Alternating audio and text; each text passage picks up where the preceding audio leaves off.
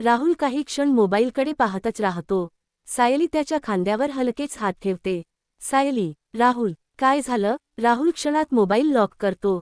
राहुल हसण्याचा प्रयत्न करत, काही नाही, ऑफिसचा मेसेज आहे. सायलीला त्याच्या आवाजातला ताण जाणवतो, पण ती काही बोलत नाही.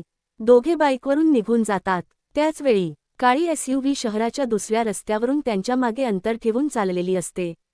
आत बसलेली रहस्यमय व्यक्ती ब्लूटूथ इयरपिसमधून बोलते. टार्गेटवर सतत नजर ठेवा. फेज 4 सुरू झाला आहे. दुसऱ्या बाजूने उत्तर येतं, कॉपी. आदेशाची वाट पाहतोय. एसयूव्ही दुसऱ्या रस्त्याने वळते, जणू ती दिसू नये म्हणून. दुसऱ्या दिवशी सकाळ. राहुलच्या मोबाईलवर पुन्हा एक अनोळखी नोटिफिकेशन येतं. त्यात फक्त एक फोटो असतो. राहुल आणि सायली काल टेरेसवर एकमेकांना मिठी मारत असतानाचा. फोटोखाली लिहिलेलं असतं, आम्ही नेहमी तुमच्या सोबत असतो. राहुलच्या हातातून मोबाईल जवळजवळ निसटतो. राहुल मनात, म्हणजे काल टेरेसवरही कोणीतरी आपल्यावर नजर ठेवत होतं. तेवढ्यात सायलीचा फोन येतो. सायली आनंदी आवाजात, गुड मॉर्निंग. आज संध्याकाळी थोडं लवकर निघूया का? मला तुला एक सरप्राईज द्यायचं आहे. राहुल काही क्षण शांत राहतो.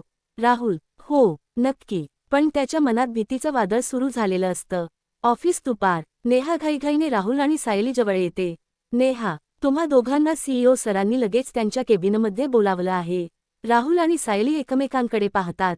दोघे सीईओच्या केबिनकडे निघतात. केबिनचा दरवाजा उघडताच टेबलावर प्रोजेक्ट अल्फा अशी लाल अक्षरांत लिहिलेली फाईल पडलेली दिसते. सीईओचा चेहरा गंभीर असतो. तो हळू आवाजात म्हणतो, बसून घ्या. आता वेळ आली आहे तुम्हाला संपूर्ण सत्य सांगण्याची.